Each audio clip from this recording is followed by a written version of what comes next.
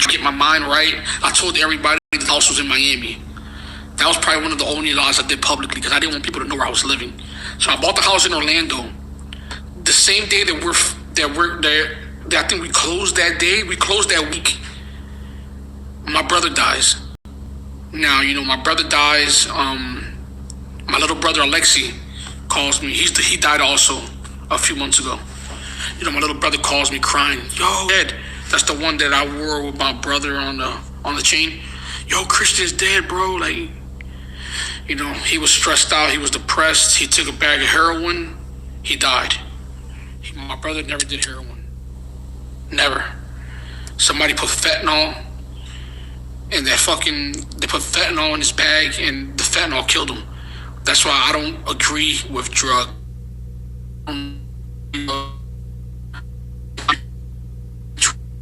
You and y'all, like, people around me know better than to ever speak about that shit around me because I'm not comfortable with it the way it took my brother.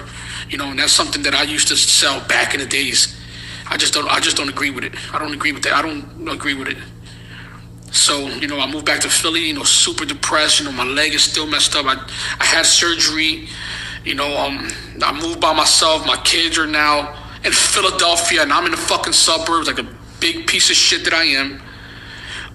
The only thing I'm guilty of is treating my kid's mom like shit while I started making money when she held me down when I didn't have anything. That's what I'm guilty of. And this is probably karma from all of the shit that I've done to her, honestly. And this is like me speaking to y'all, keeping it 100.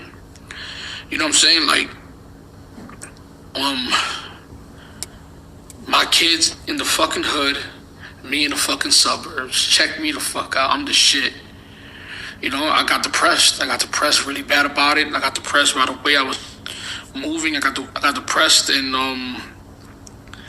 you know, my security was outside one day. You know, I grabbed my security's gun, walked in the house with my crutches because at the time I couldn't walk. I sat on my toilet. I tried to shoot myself in the head. The gun didn't work. Then I took the gun, opened up the bathroom door, and I shot, and the gun worked. So that's the reason why I got the hand tattooed, the gun on my hand.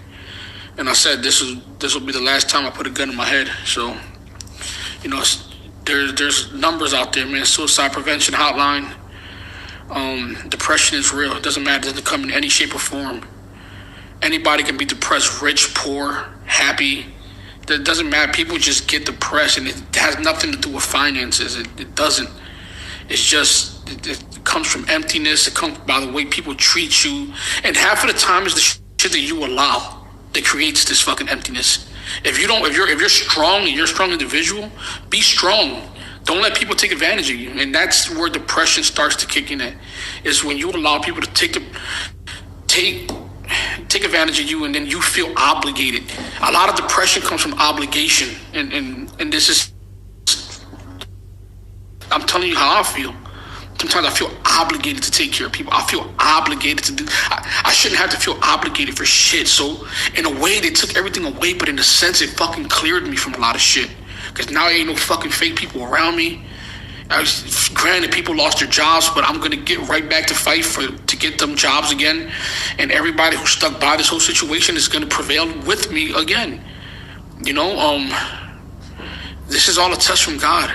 You know, like, I'm done crying. I'm done all that shit. If the good old Lord says you have to go through this to get to where you have to go, then I'm gonna have to get through this to where I gotta go. But I'm not gonna forget anybody who shitted on me during this whole process. I'm not gonna forget about nothing.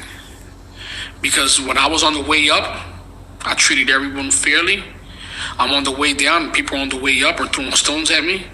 But when I make it right back and I surpass them again, I'm still gonna treat them good.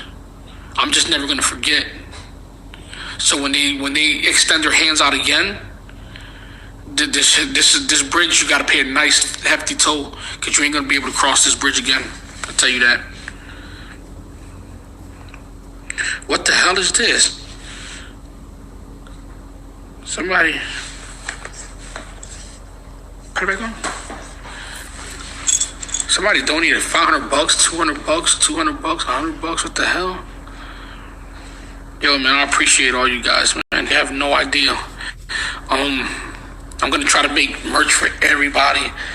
I'm gonna do a video, like, you know, oh no, check this out. And this is probably the greatest thing of all. One of the, I gotta read some of these messages people wrote.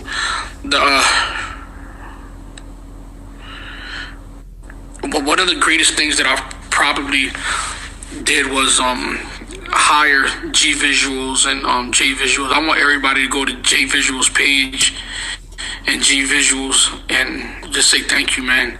Listen, these guys know the situation I'm going through, and you know, I paid my guys really good. And they're like, oh, we're gonna rock with you. We don't need no money. We don't need no money. We're just gonna make your videos, and when you get back to where you gotta go, then I'm like, these are kids, man. These are fucking kids. These are kids. So what I'm gonna do is I'm gonna put up their merch also, so you know they can make some money while we're still recording these videos and showing you the process from the bottom. But I want it. Fuck the bottom, man.